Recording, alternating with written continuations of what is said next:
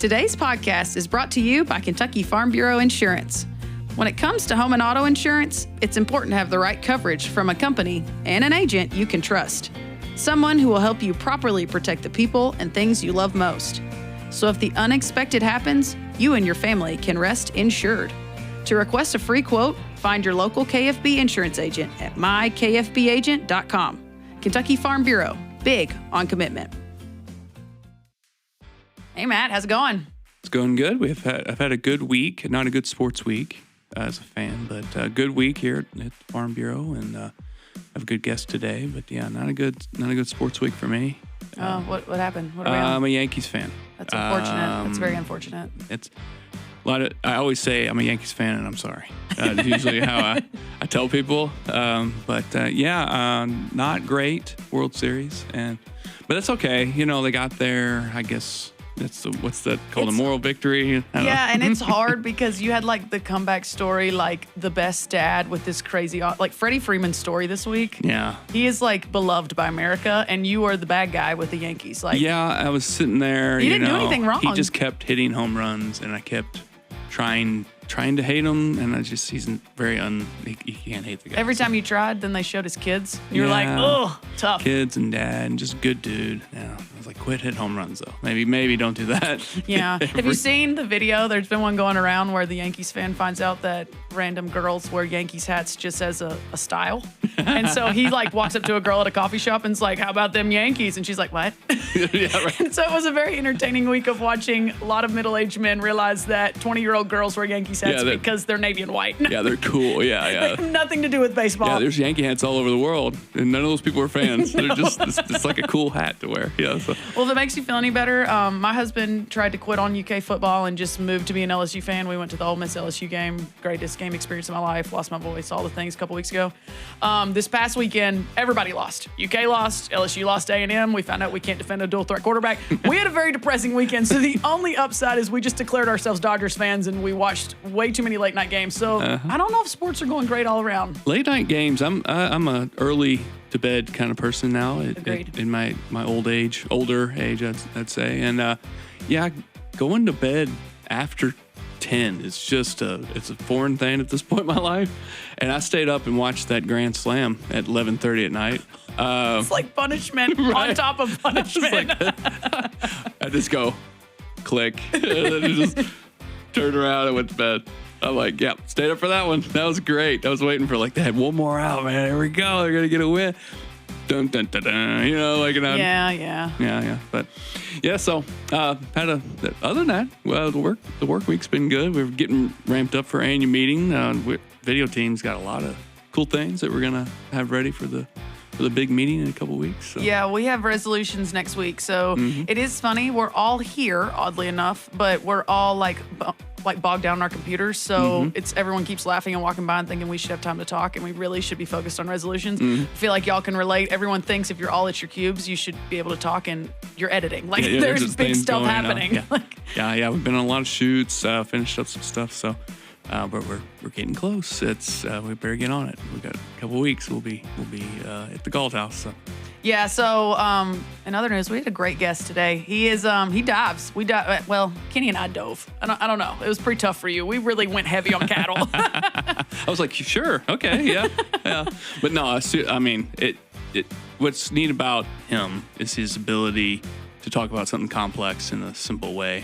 That's a gift. You know, he's just a good down-to-earth guy that you could, be kind of above people in that kind of a sense, being an economist and all that kind of stuff. So he's kind of the perfect person to do this in our industry. And so, yeah, we got a gem with Kenny, and I think our folks will really enjoy this conversation today, and I hope so.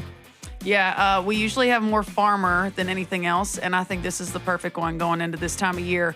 You probably will have a few less farmers this month just because we've got big events and big sale time for a lot of the ag industry, so we're just trying to hit some of that. But anyway, without further ado, I'm Renee Carrico. And I'm Matt Hilton. And this is Between the Rows.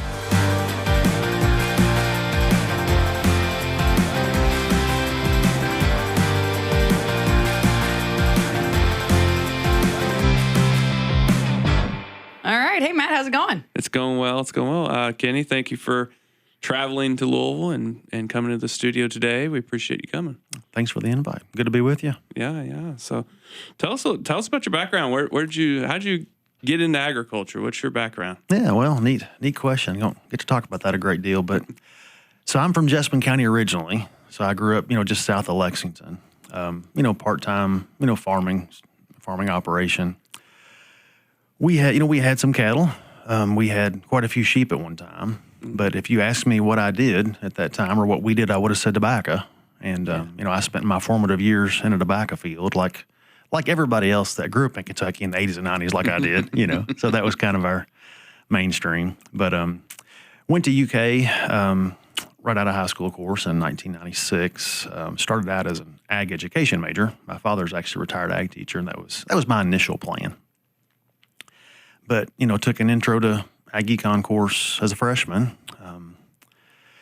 Liked it and also felt like it kind of clicked, if that makes sense, and I guess, and I remember thinking to myself, this might be a good path for me. Right. And ended up, finishing there with a bachelor's and went to work actually in the ag econ department right after I graduated, literally the next week. And I was in an extension associate role, worked on a couple grant projects for Lee Meyer, who really is my predecessor in my current position. But we worked on direct meat marketing project and then a project where we were tracking Kentucky cattle for carcass data for a period of time. And I think I'd been there about 6 months when he said, you ought to think about taking a master's class. And I really had never even thought about it. But I did that and took another one, and you know how it goes. So I was doing my graduate work part-time, but I did eventually get my master's done. Took about 4 years doing it, part-time the way I did it. Mm-hmm. And then after that, similar, I just said, well, I think I'm going to pursue PhD, and did that also on a part-time basis. So, one thing unique about me and my role is I had been at UK for 12 years before I actually finished my graduate work and joined the faculty. So I'm actually in my 25th year at the university, and I've been on faculty since 2012. But it was kind of a neat opportunity to kind of grow into my role. The other thing I think is neat is, having been a student there, my degree's from there, and then, having multiple roles in the department, I think it gave me some good exposure to extension from all different elements. Mm-hmm, mm-hmm. Yeah, and you guys you do some, I know you don't talk about it a ton, but you guys do some cattle now still, correct? Run some cattle with a buddy of mine, in southern Woodford County. We have kind of a, I don't know how to describe it. Maybe it's, it's a forage operation. So, somewhat like a stock operation, but it kind of also evolves into a grass finished operation. So, I enjoy doing that, as much as anything, I think for the experience, and then just the fact that it's just a good way to, just a good way to spend some free time. Mm-hmm. And we enjoy that. I get that feedback a lot, and I'm not calling out any specialist one way or the other, but the extension specialists specifically that are able to have something like that, even if you're not doing it on a large scale, I think there's just a matter of you were moving a polywire fence in the mud, just like I was that weekend. It just gives that little bit more relatability and a talk on the next Tuesday sometimes. So I know it's not something maybe everybody talks about a lot because you're not a huge farmer per se, but it gets the relatability there, and you've got your feet in the dirt and you're walking around with cattle and you're doing what you're saying. I think that's helpful. I think it's beneficial, and you said it perfectly. I think just experiencing some of the same things, even though it's on a much smaller scale, but just experiencing some of the same things that our active farmers do, I think is valuable. And working with a colleague and friend, to kind of work together makes it a lot easier too, because I run the roads a lot, right? So it's not something that I could do on a daily basis per se. Yeah, so perfect transition. So I think a lot of people, I get asked this a lot about you actually. What is your true role at UK? Because I think, the Ag Econ played a little thing on Facebook for a while. Where the heck is Kenny Burdine this week? But you're seen across the state, and whether you used to do some dairy talks and people see you do a ton of market outlooks for livestock. What is your exact role at UK, and kind of how has that molded in the last few years, kind of as you've honed in on that? Sure. So my title is Extension Professor of Livestock Economics, and what that really means is that my primary role is to put together an extension and educational program, for Kentucky livestock producers. It really is that simple. So that means a lot of things. What most people kind of associate me with probably is, the run around the state and running my mouth is what I say, right? And we can relate. But I do Farm Bureau. but I do a lot of programming where I'm, in a county setting, a multi-county setting, a workshop, a conference, and I'm, delivering, educational talk of some type. So, that's a lot of what I do. I do between 50 and 60 of those types of programs a year. Now, that captures a lot of different things. That, some of those are lender programs, some of them are larger conferences, some of those are, individual county cattlemen's meetings, right? But I do a lot of that. I also do more writing than I probably have in the past. You've got the traditional extension publications where you've got something with some shelf life that, that talks through, in my case, the economics of some decision, or the economics of some, something on the farm. But I write a lot more now. I don't know if the word popular press is the right way to categorize them, but, Cattle Market Notes Weekly that I partner with two of my colleagues on has been a good way to get, material out there. I write every third week, but the way we partner, our clientele gets something every week. So that goes out right now to our email list is over 2,100 emails. And of course, some of those are listservs, obviously, and forwards and whatnot. So we usually have 2,500 or so, recipients that actually open it every week. That stuff also gets picked up, though, by other outlets. So, it'll show up in Feedlot Magazine or Beef Magazine or Farm Press or something like that. We have the Economic and Policy Update that I write for, I don't know, maybe 4 times a year, which is kind of the Ag Econ monthly publication. And then other things come up, obviously, too. Cow Country News, you work with Tim here in your office, some things like that. And, I do a lot more writing. I do some applied research. I work with some graduate students. I do some myself. I try to focus that as much as I can on things that have application, so market drivers in the feeder cattle sector. Renee mentioned some dairy work. I've done some dairy work looking at the impact of, for example, the dairy margin coverage program.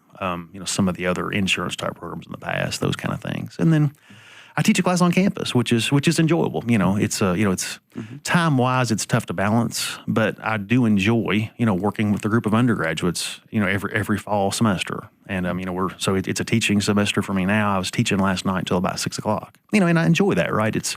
I can bring some of the things that I do through my job or learn in the field or even use in extension settings. I can bring them to the classroom, which I think is enjoyable, for me, but I think also the students benefit somewhat too. Yeah, so you wanted to go into education, got the itch for econ, and sounds like you went right back to you're educating all over the state and obviously a class, those kind of things. What was the appeal? I mean, like you thought, I want to do this econ thing, but it seems like it kind of brought you back in. Yeah, the appeal is interesting, and I'll sound like a total nerd when I tell you, but I remember it was a freshman class that all students in the College of Agriculture took at the time.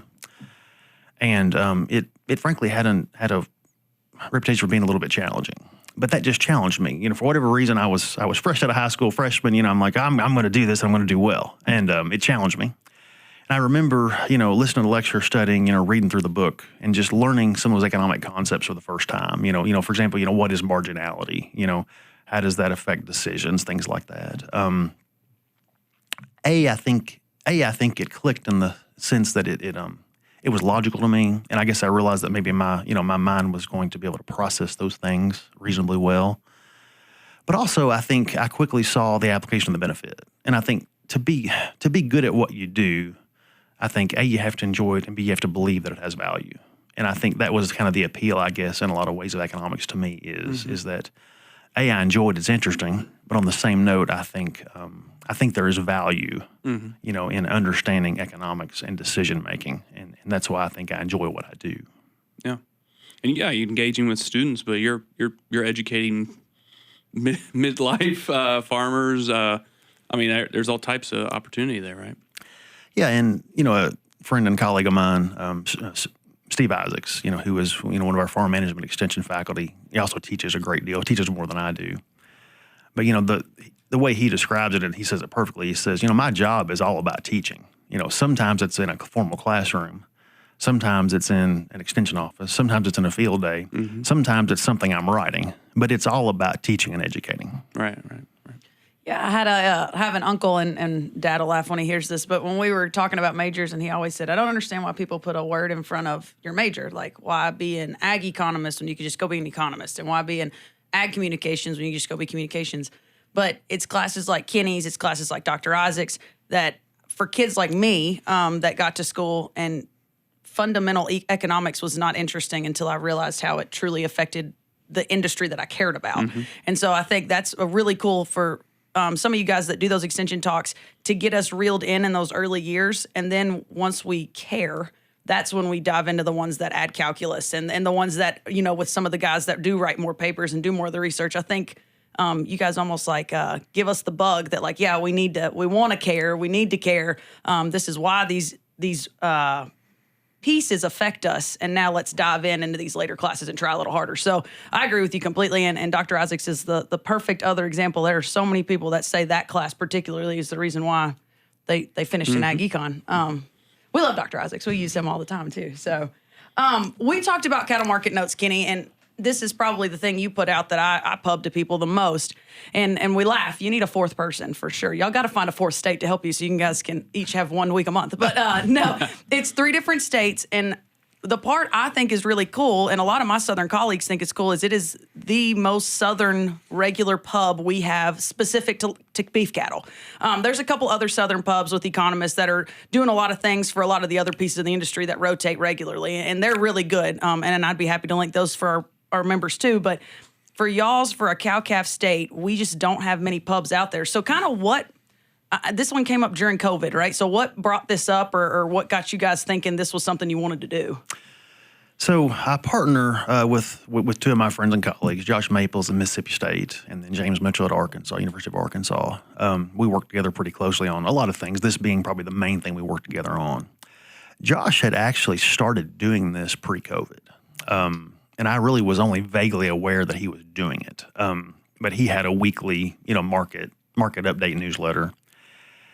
During COVID, especially initially, when we weren't out doing extension programming, that is still a big piece of what I do. So immediately I had to think, okay, I've got to add value. I've got to make sure that, my clientele know I'm still working for them, although I'm not out running the roads, right? So I started doing a weekly market update, fairly informal, like literally on Friday afternoons so at the time our state summary came out on Friday afternoon. When it came out, I would just, quickly summarize it, have some context, and I would just, send it out to, agents, farmer list, just, a fairly small group of people. And then I guess the more that we talked about it, we really had this idea, we could just partner on this. A lot of what we do is going to overlap, and that's how we do it. So it kind of was born. He started it, and then we kind of merged what several of us started doing during COVID. One thing we do every single week is we've got some state average prices for multiple states, including obviously Kentucky, Arkansas, and Mississippi. But we've also got some of your national stuff. We included our out monitor. And then, we try to focus on something market or at least economic related. So, almost every month we're going to talk about the cattle on feed report. The one that I did, so we're recording this, I guess, on October 1st, but the one that I wrote the Friday before was focused on cattle on feed. But there's also a lot of topics, like you mentioned, that are a little bit more feeder cattle and cow-calf oriented, right? We're not going to be near as fed cattle focused as some of your Midwestern or Western publications. I think that's one of the unique things about it, is that it is a little bit more geared towards cow-calf and feeder cattle folks. And even though I may talk about cattle on feed, I'm really focused more on, I think, the cow-calf implications than I am the feedlot implications. And that's just kind of the nature of the beast of where I work and what I do. So you talked about it, and we are recording November 1. So you did this. It's like you planned it. We booked you, and you decided to have this week's cattle market notes. But I should have forwarded this to you, Matt. But this one's cattle on feed is actually the quarterly one. So give a little quick overview, because every pub right now is talking about, are we rebuilding the herd? And we're diving a little more beef cattle specific right now. So I apologize to any listeners that aren't into this, but you've probably heard we got a lot of last trailer rides going to the stockyard. Cold cow prices are high. A lot of people are selling. And so I think if I get this question as much as I do, I know you get it 50 times more than I do. Okay, well, how do we know when we're rebuilding? Are we waiting on the Western states? What are your indicators? I thought you had a very good understanding in there of what the indicator is and kind of where we sit. Can you explain that on what are you looking at as an economist to say, okay, from a national perspective, the herd is at least trickling towards a rebuild or not yet? Yeah, so a change in cow inventory, comes from two sources, right? It's the number of cows that you choose to cull in a given year, and then how that compares to the number of heifers that you bring in, right? So, cull cow prices have been high. Cow slaughter has been really high. It's actually dropped a little bit this year, but still, I wouldn't call it low by any means. Oftentimes, the first indicator you get is heifer retention, and that shows up. Typically, I look at the January and July cattle inventory reports that we get. We didn't get a July cattle inventory report this year, so I didn't have that measure. But monthly cattle on feed is obviously of value. And then every quarter, they just happen to do this for October 1st, came out at the end of October. They do a breakdown of steers and heifers on feed. So you can look at, okay, what percent of the cattle on feed are heifers? Obviously, if we're rebuilding, you expect to see heifers be a smaller percent of total cattle on feed because they're being held back for retention purposes instead. And that number has remained high. It's been higher than 38% now for a few years. The January 1 number, it was 39.6%. October 1, it was 39.7%. So for some perspective on that, when we were really growing the cow herd, so think like 14, 15, 16, heifers were accounting for 32 to 35% of on-feed numbers. And now we're close to 40. So in the absence of that July 1 heifer retention number, I've really been watching the percent, the share, the proportion of heifers on feed as an indicator. And until that gets down below 36, 37%, it's not really a sign that we're retaining heifers. We are bringing a few more cattle now, which, makes a little bit of difference, but even that isn't enough to move that needle to suggest that we're expanding.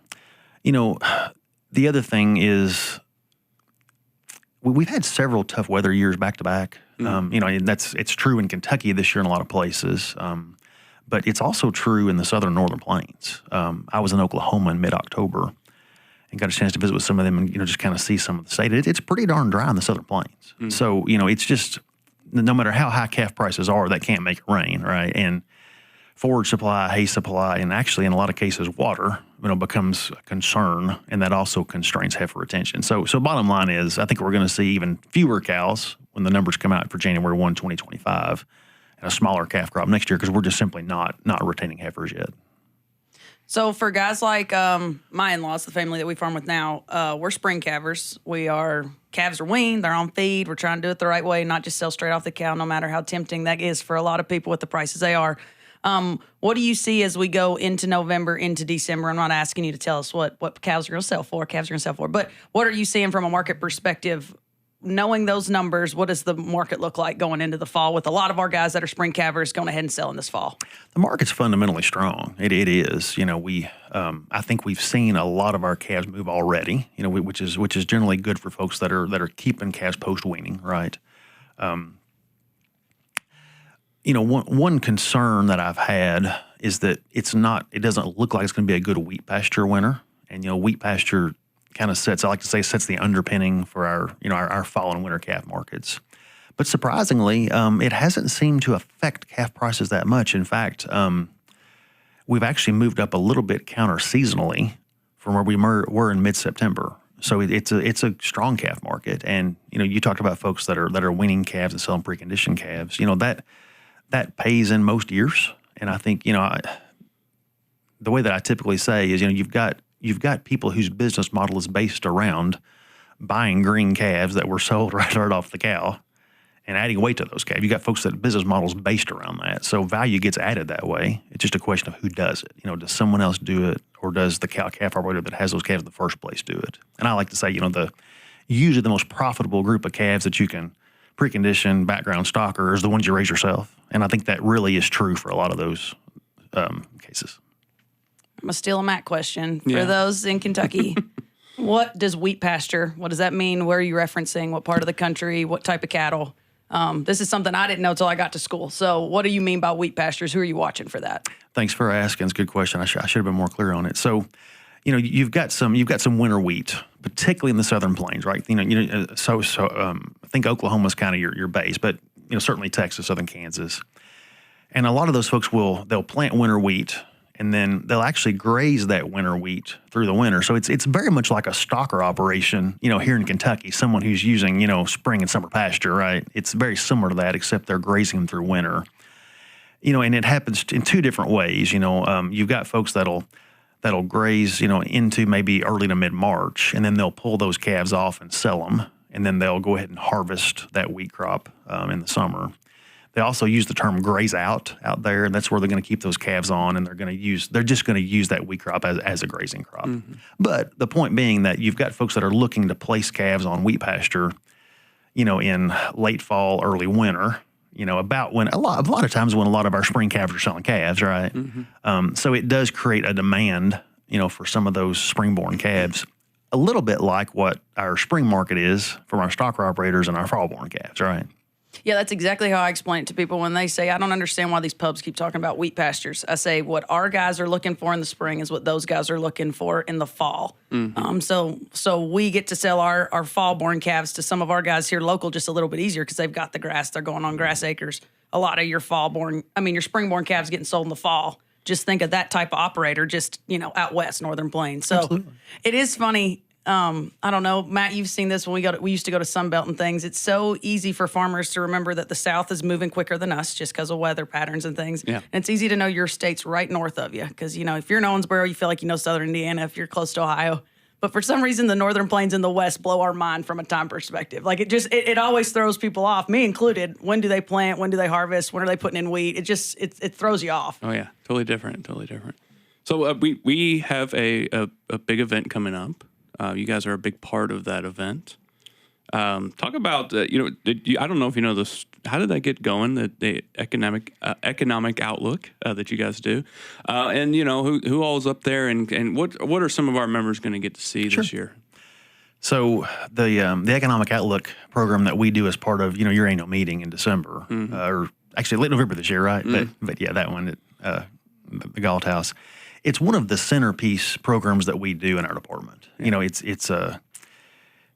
It's very important in terms of we put a lot of time into the outlook, the forecast. We kind of unveil our receipt forecast for for the current year and the following year.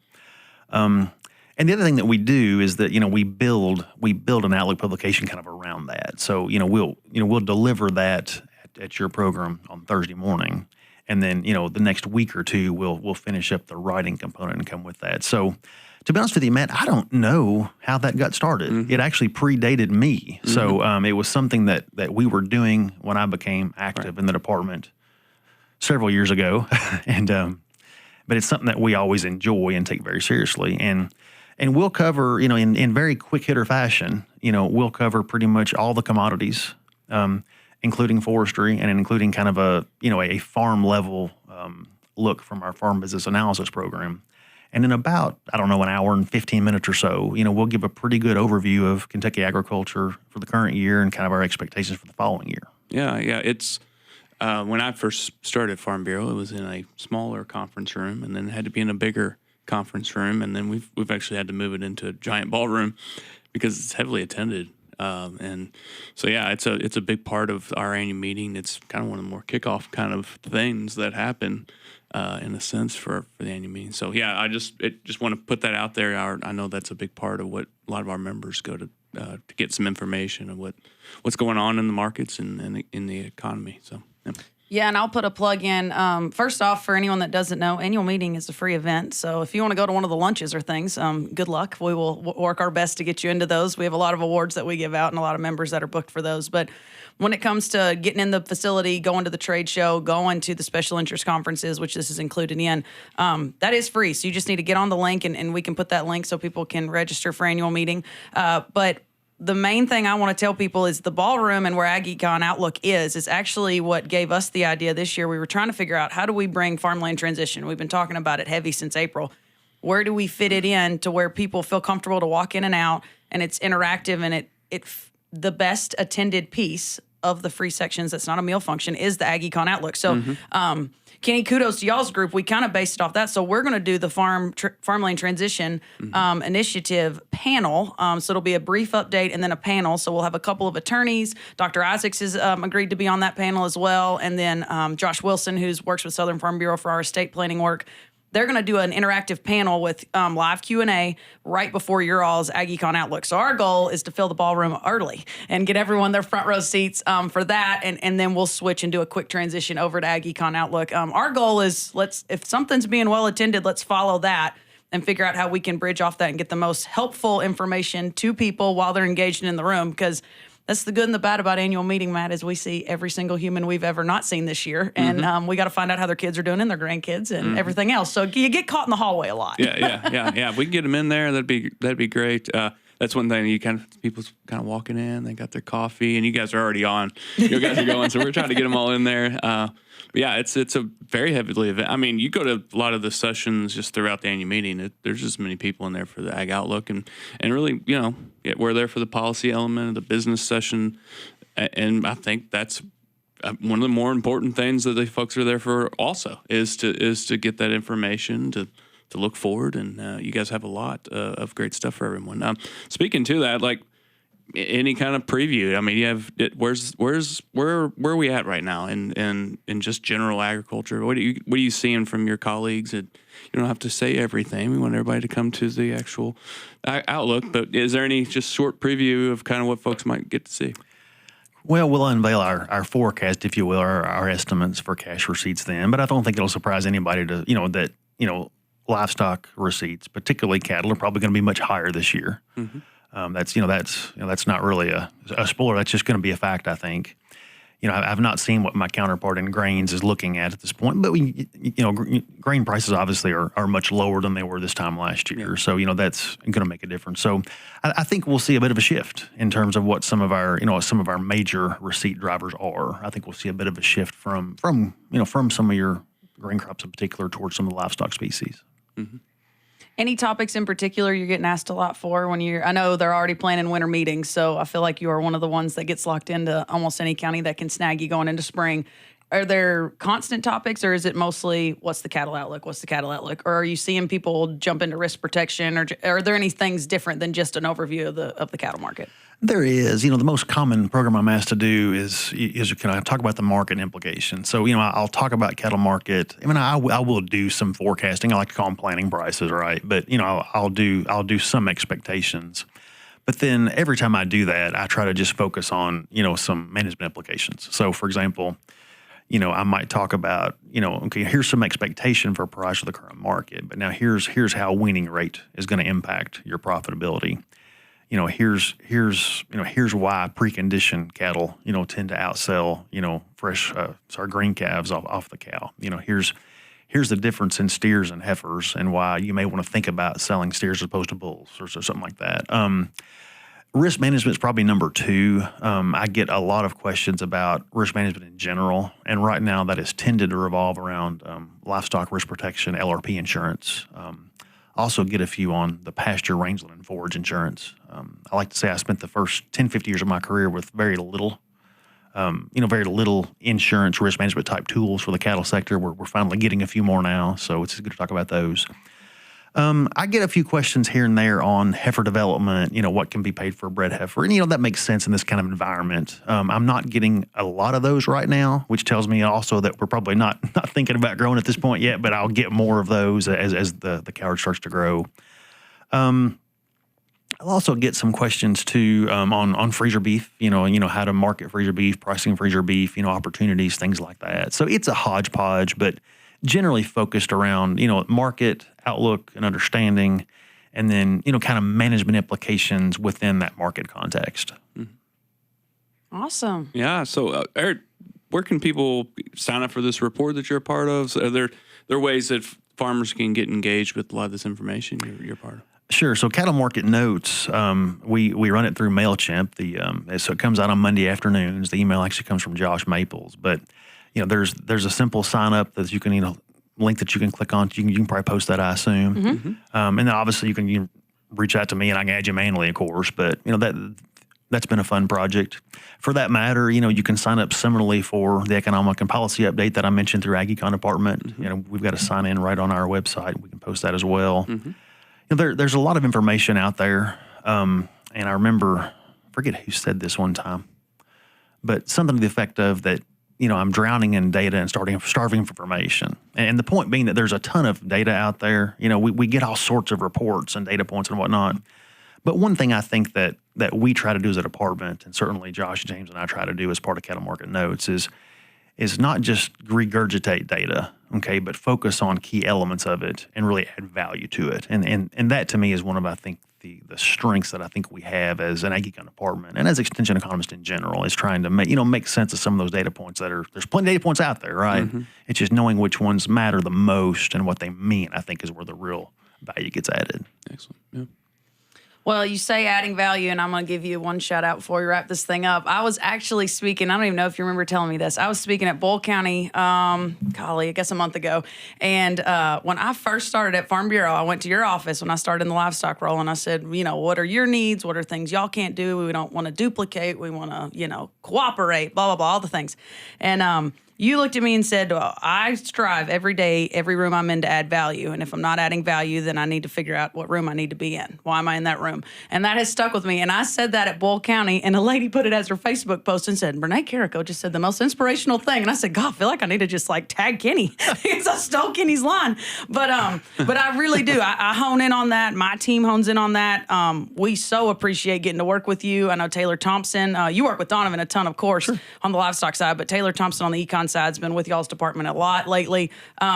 We just cannot thank you enough, because you do add value in every room you're in, and if not, you're trying to find a way to, and so we're trying to kind of replicate that piece and do that ourselves. So I appreciate everything you do.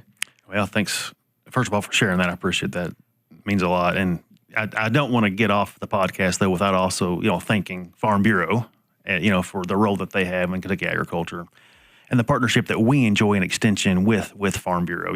We're on the same team, right? Mm-hmm. We want the same things. We want to grow Kentucky agriculture, and it's great to have that partnership. Yes, yeah, I agree that those big entities working together for common good is always a good thing. And, you see that all over the state for sure. All right. Well, thanks, Kenny. This is the first time, but it probably won't be the last. We appreciate you being here. And thank you, listeners. Make sure to subscribe to our larger podcast, Kentucky Farm Life, and we'll see you next time on Between the Rows.